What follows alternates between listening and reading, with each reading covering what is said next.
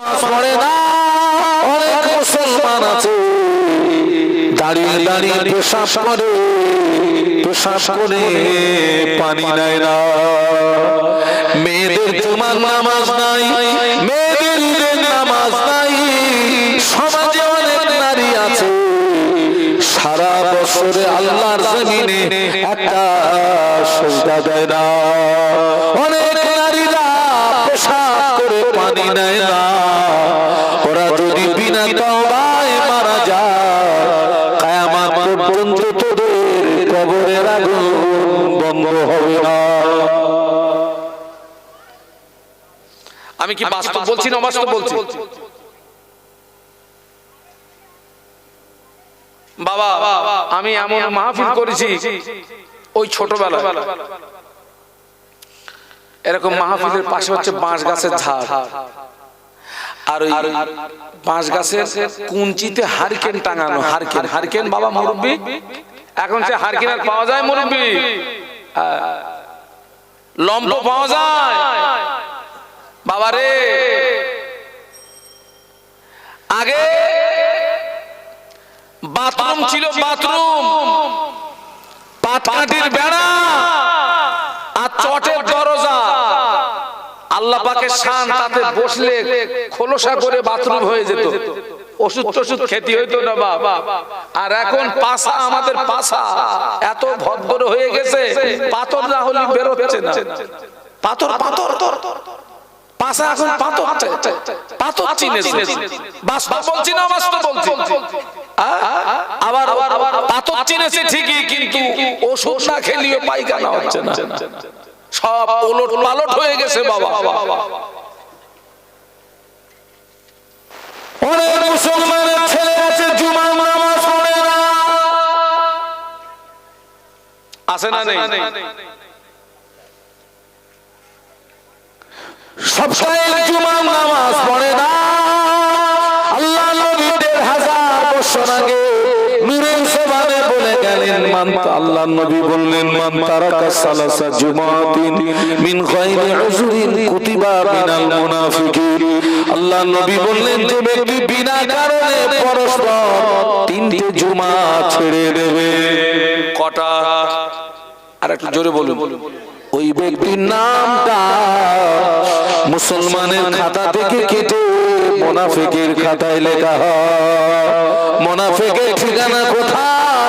আল্লাহর কোরআন সাক্ষী দিয়েছে, ইন্নাল মুনাফিকিনা ফিত তারকিল আসফালি মিনান নার। মুনাফিকের ঠিকানা হলো জাহান্নামের নিম্নতম স্তর। বলুন আল্লাহু আকবার, একটু জবান খুলে বলুন। সময় সময় চিন্তা হয়, আল্লাহ এত বছর রস করে এখনো দাঁড়িয়ে পেশাব বন্ধ করতে পারলাম না, তা কি কামাই ধরেছি আমরা? কি কামাই ধরেছি?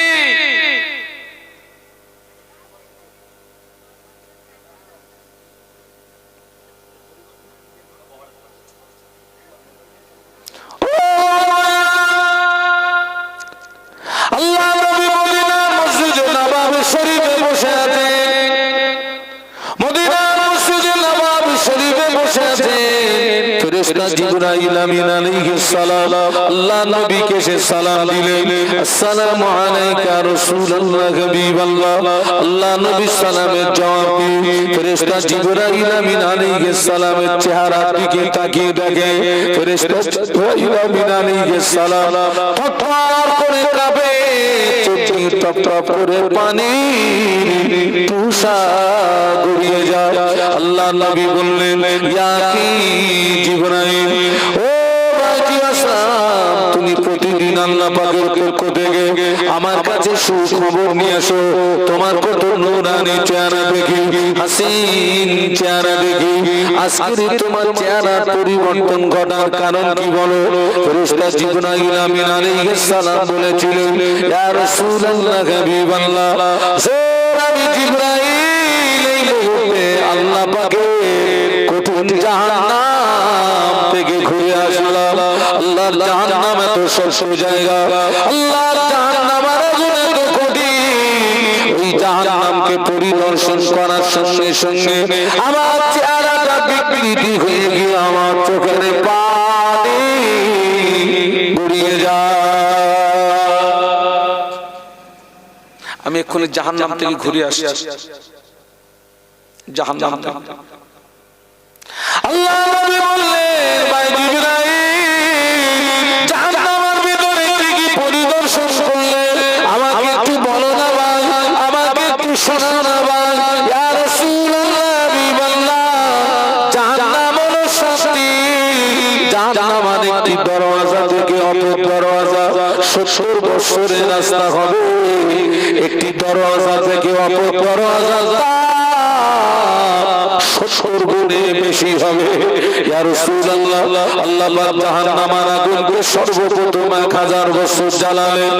1000 বছর জ্বালানোর পরে জাহান্নামের আগুনের রং হলো সাদা। আল্লাহ পাক 1000 বছর জ্বালালেন। 1000 বছর জ্বালানোর পরে জাহান্নামের আগুনের রং হলো লাল। আল্লাহ পাক 1000 বছর জ্বালালেন। 1000 বছর জ্বালানোর পরে জাহান্নামের আগুনের রং হলো কালো।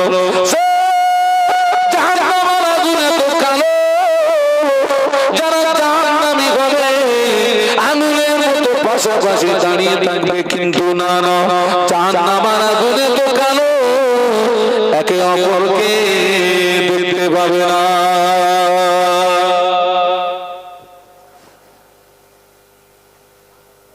ওয়াজ নসিহত কিন্তু সকলের জন্য না বাবা। যারা আল্লাহ বিশ্বাস করে, নবী বিশ্বাস করে, কোরআন বিশ্বাস করে, হাদিস বিশ্বাস করে, জান্নাত বিশ্বাস করে, জাহান্নাম বিশ্বাস করে, ওদের জন্য কি? বলুন বলুন, ওদের জন্য ওয়াজ। এখনো আমার সমাজে অনেক অনেক অনেক মুসলমান আছে যারা জাহান্নামের আযাবকে তারা মূল্য দেয় না, বলে সবাই যদি জান্নাতে যায় জাহান্নামে যাবে কেন? তাহলে এই কথার দ্বারাই ও কি বোঝাতে যাচ্ছে?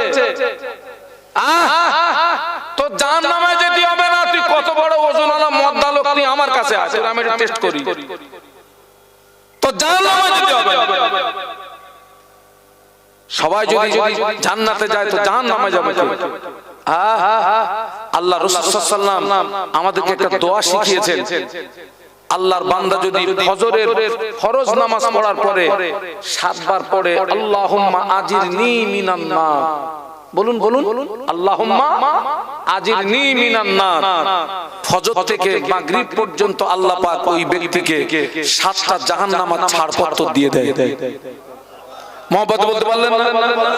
মিশকাত শরীফের রিওয়ায়াতে এসেছে। আবার কেউ যদি মাগরিবের ফরজ নামাজ পড়ার পরে 7 বার পড়ে নেয় আল্লাহুম্মা আজিরনি মিনান নার, মাগরিব থেকে ফজর পর্যন্ত আল্লাহ ওই বান্দাকে 7টা জাহান্নামের ছাড়পত্র দিয়ে দেয়।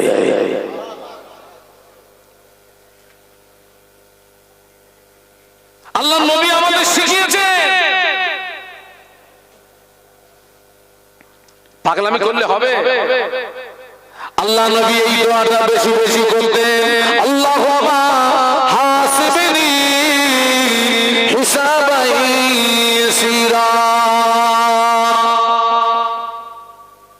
পড়ুন আমার সঙ্গে একবার পড়ুন, আল্লাহুম্মা হাসিবনি হিসাবান ইয়াসীরা। আল্লাহুম্মা বাংলা মানে কি বলুন তো?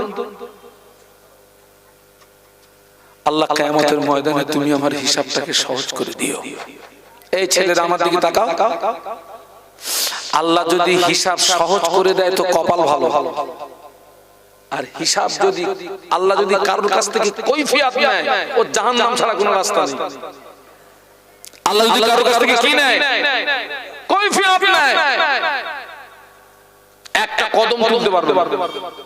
সেই জন্য রাসূল আমাদেরকে শিখিয়েছেন, আল্লাহ নবী এই দোয়াটা বেশি বেশি করতেন, আল্লাহুম্মা হাসিবনি হিসাবান ইয়াসীরা। নাউযুবিল্লাহ, আমাদের নবীর বিচার হবে নাকি? ওটা হচ্ছে তার উম্মতের জন্য শিক্ষা। একটু বলুন সুবহানাল্লাহ। প্রত্যেকটা নবী বেগুনাহ মাসুম। একটা রিওয়ায়াতে এসেছে আল্লাহ নবী এই বাবা এই ছেলেরা এখানে ঝামেলা করবেন, বাপ যাও যাও। আল্লাহ নবী একটা রিওয়ায়াতে এসেছে আল্লাহ নবী প্রত্যেকদিন 70 বার করে তওবা করতেন। আরেকটা রিওয়ায়াতে এসেছে আল্লাহ রাসূল সাল্লাল্লাহু আলাইহি ওয়াসাল্লাম প্রতিদিন 100 বার করে তওবা করতেন। সুবহানাল্লাহ বলবেন। নাউযুবিল্লাহ, নবীর কোনো গুনাহ আছে নাকি? তার নবী তওবা করলেন কেন? এটা হচ্ছে উম্মতের জন্য শিক্ষা। একটু সুবহানাল্লাহ বলবেন না? এই দোয়াটা বেশি বেশি করবেন। আল্লাহুম্মা হাসিবনি হিসাবান ইয়াসীরা। সহজ হিসাব কাকে বলে জানেন? কিয়ামতের ময়দানে আল্লাহ পাক যার হিসাবটাকে সহজ করবেন বলে মনে করবে, আল্লাহ পাক কিয়ামতের ময়দানে ওই ব্যক্তিটাকে পর্দার আড়ালে নিয়ে যাবে। মনে করুন এইটা হচ্ছে হাসরের ময়দান। এইটা আল্লাহ যার হিসাবটাকে সহজ করে দেবেন মনে করবেন, ওকে ডেকে নিয়ে এরকম পর্দার আড়ালে নিয়ে যাবে। একটু সুবহানাল্লাহ বলুন। পর্দার আড়ালে নিয়ে আল্লাহ বলবে, বান্দা এই গুনাহটা করেছিলি, এই অপরাধটা করেছিলি। বান্দার মনে পড়ে যাবে, ভয়ে কলিজাটা গলার কাছে চলে আসবে। আল্লাহ আমি এই গুনাহটা করে ফেলেছিলাম, আমি এই গুনাহটা করে ফেলেছিলাম। আল্লাহ বান্দা কাঁদবে, রোনাজারি করবে। আল্লাহ বলে, বাবা ও আমার বাবা, আজ হাসরের ময়দানে তুই কাঁদবি না, রোনাজারি করবি না। আমি আল্লাহ পাক আজ হাসরের ময়দানে তোকে গোপন জায়গাতে ডেকে এনেছি। যারে বাবা আজ হাসরের ময়দানে আমি আল্লাহ পাক তোর জীবনের আসমান সমূহ গুনাহগুলোকে গোপনে গোপনে মাফ করে দিলাম। একটু জোরে বলুন। এর নাম কি? সহজ হিসাব। এর নাম সহজ হিসাব। একজন বলতেছে, তাহলে আর নামাজ কালাম পড়বো না, ওই শুধু দোয়া করবো কি? মানে কোন দিক দিয়ে ফাঁকি মারা যায়? আমি বলি, খোকা পিসাব গ্রামে এসেছে, মুরব্বিরা আমার দিকে তাকান। পিসাব গ্রামে এসেছে, মানুষ সব কাতার দিয়ে যাচ্ছে। কেউ বলছে হুজুর মাথায় ফু দেন, কেউ বলছে পানিতে ফু দেন, কেউ বলছে তেলে ফু দেন। একটা যুবক ছেলে দাঁড়িয়ে দাঁড়িয়ে চিন্তা করছে, আল্লাহ এত মানুষ ভিড় ঠেলে যাব কি করে? আবার চিন্তা করছে, আমি যদি না যাই এত লোকের দোয়া করে হুজুরের দোয়া তো আর বাকি থাকবে না, ফুরিয়ে যাবে। কত দোয়া করবে এত মানুষ, কিন্তু চিন্তা করছে ভিড় ঠেলে যাওয়া যাবে না, কপালে যা আছে তাই হবে, সবার লাস্টে যাব। ও সবার শেষে গিয়ে হুজুরের হাতে সালাম করে মুসাফা করে হুজুরের হাত ছাড়তেছে না। তো হুজুর বলতেছে, হাত ছাড়।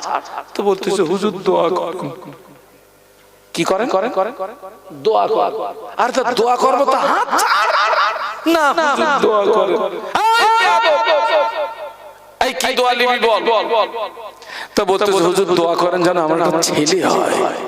কি হয়? তা হুজুর বলেছে, যাও আল্লাহ তোমাকে একটা নেক আওলাদ দেবে। ও দোয়া নিয়ে হাসি মুখে বাড়ি। হুজুর দোয়া করেছে মানে কি হবে? ছেলে হবে। 1 বছর চলে গেছে বাবা। 1 বছর পরে সেই পীর সাহেব ওই গ্রামে আবার এসেছে। এ গেছিল প্রথম, গতবারে গেছিল সবার শেষে, আর এবারে গেছে সবার আগে।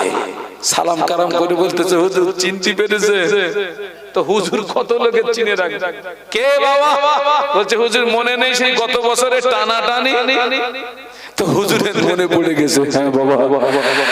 তো বলছে, হুজুর বলছে, বাবা ছেলে হয়েছে বাবা? বলতেছে, হুজুর হলো না। কেন? পীর সাহেব চিন্তা করতেছে, বাস্তবে পীর সাহেবের দোয়া মিট যায় না। পীর সাহেব চিন্তা করতেছে, আল্লাহ আমার দোয়া তো এতদিন যা দোয়া চেয়েছি আল্লাহ তোমার রহমত সব কবুল হয়ে গেছে, এর কপালে ছাটা লাগলে কেন? পীর সাহেব খানিকক্ষণ মাথা নিচু করে বলতেছে, সত্যি কথা বল, বিয়ে করেছিস? বলছে, হুজুর বেয়াদবি ক্ষমা করবেন, ওইটা করতে পারেনি। ওরে শয়তান, ও বিয়ে না করে পীরের দোয়ালে বসে রয়েছে, বাচ্চা হবে। শয়তান কোথাকার। আল্লাহুম্মা হাসিবনি হিসাবান ইয়াসীরা দোয়া করতে হবে। ওদিকে শরীয়ত বিরোধী কাজ কি ছাড়তে হবে, আর নেক আমল। তার মানে বিয়ে করে বাচ্চার আশা করো। আই খোকা, পীরের কাজ যেতে হবে না, তুই বিয়ে করে আমার কাছে আয়। এমন দোয়া করব, আল্লাহ চাইলে বছরে 2টো করবে, তবে শর্ত হচ্ছে বিয়ে করে আসা লাগবে আমার কাছে। একটু জোরে শরীফ আল্লাহুম্মা। এতগুলো মানুষ মাওলানা মুহাম্মদ ওয়া আলা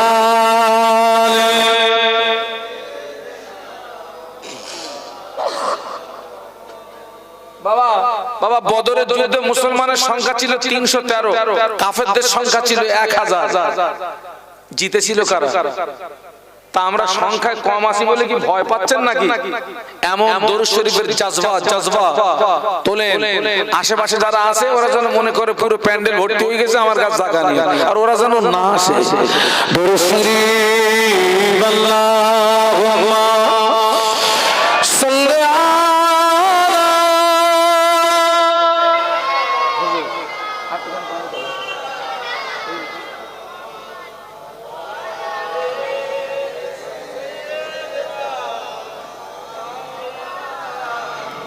নৌকার মাঝি পার করে দেরি করিস না, যাব আমি সিয়ারতে সোনার মদিনায়। আল্লাহুম্মা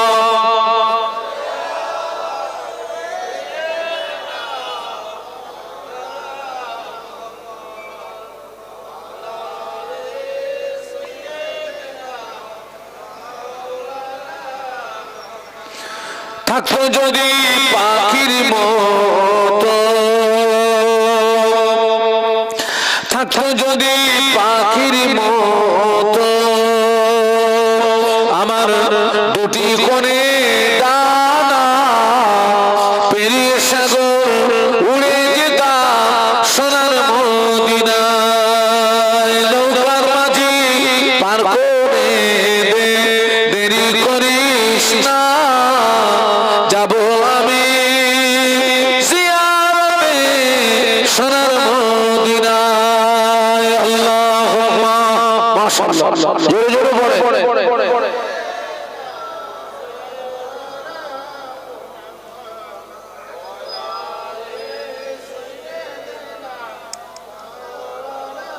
মাশাআল্লাহ মাশাআল্লাহ।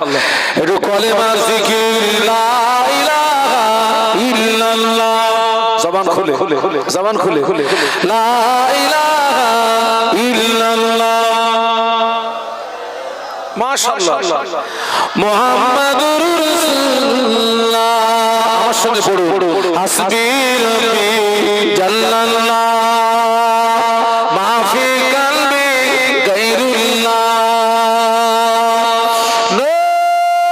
মুহাম্মদ সাল্লাল্লাহ বলো লা ইলাহা ইল্লাল্লাহ, লা ইলাহা ইল্লাল্লাহ, লা ইলাহা ইল্লাল্লাহ মুহাম্মাদুর রাসূলুল্লাহ।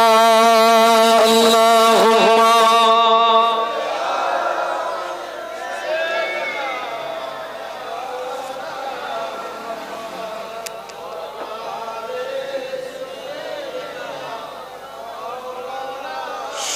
বলুন আল্লাহু আকবার। বক্তৃতা কোথায় রেখে এসেছি বলুন তো? কে বলতে পারেন? আমার মূল আলোচনা আমি কোথায় রেখে এসেছি? এটা কিন্তু আপনাদের একটা টেস্ট হচ্ছে।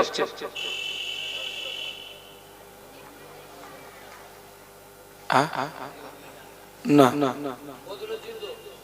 না, আমি যে মূল আলোচনা করতে করতে আসছিলাম সেখান থেকে তো আমি আল্লাহ ফেরেশতা জিবরাইল আলাইহিস সালাম নবীকে জাহান্নামের বর্ণনা শোনাচ্ছেন। আমি ওই জায়গা থেকে ক্রস লাইনে চলে আসলাম না? বাবা,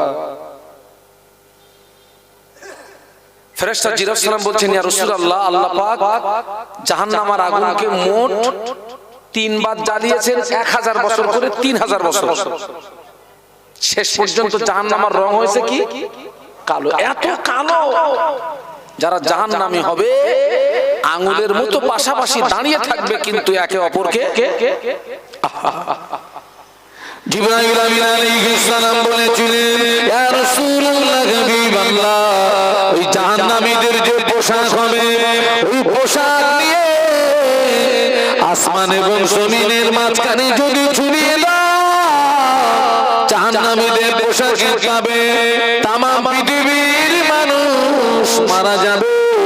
ইয়া রাসূলুল্লাহ, ওই জাহান্নামকে যদি একটা সূচ দিয়ে ছিদ্র করে দেওয়া হয়, সূচের ছিদ্র দিয়ে যদি সরিষা দানা পরিমাণে জাহান্নাম আগুন পৃথিবীর জমিনে যদি নেমে আসে, কিয়ামত পর্যন্ত তামাম পৃথিবীর জমিনে কোনো সবুজ লতার জন্ম হবে না।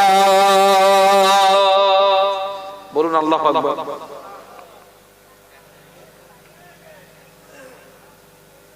যারা জাহান্নামী হবে, জাহান্নামীদের একটা একটা দাঁত পাহাড়ের মতো বড় হবে। কিসের মতো বলেছি? জাহান্নামীদের একটা একটা দাঁত। এখানে ওহুদ পাহাড় দেখার লোক কেউ আছে? ওহুদ পাহাড় আল্লাহ আমাকে অনেকবার দেখিয়েছে। ওহুদ পাহাড় যেখানে ইসলামের দ্বিতীয় যুদ্ধ হয়েছিল। ইসলামের প্রথম যুদ্ধ হচ্ছে বদর, আর দ্বিতীয় যুদ্ধ হচ্ছে উহুদ। জাহান্নামীদের গায়ের চামড়া 42 হাত পুরু হবে। কত? একটু কথা বলেন না। আচ্ছা ভাই, চামড়া এত পুরো হবে কেন?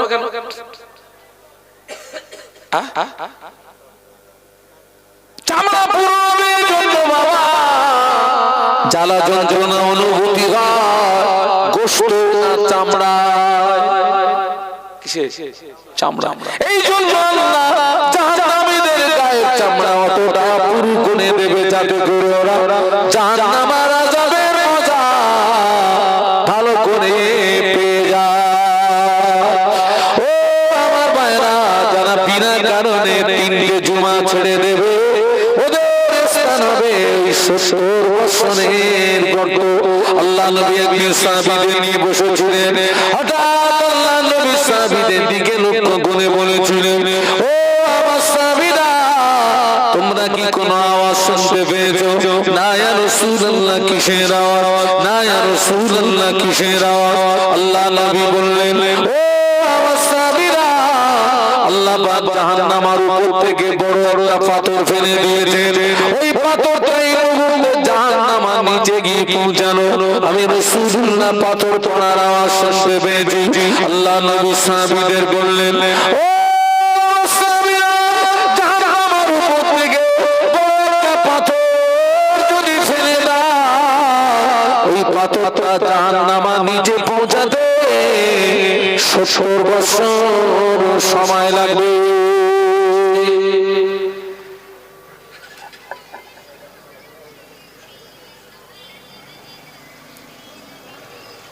জাহান্নামের উপর থেকে বড় একটা পাথর ফেলে দিলে ওই পাথরটা জাহান্নামের নিচে যেতে বলুন। যারা বিনা কারণে পরস্পর 3টে জুমা ছেড়ে দিবি বাবা, তোদের ঠিকানা হবে ওই 70 বছরের গর্ত। বলুন নাউজুবিল্লাহ।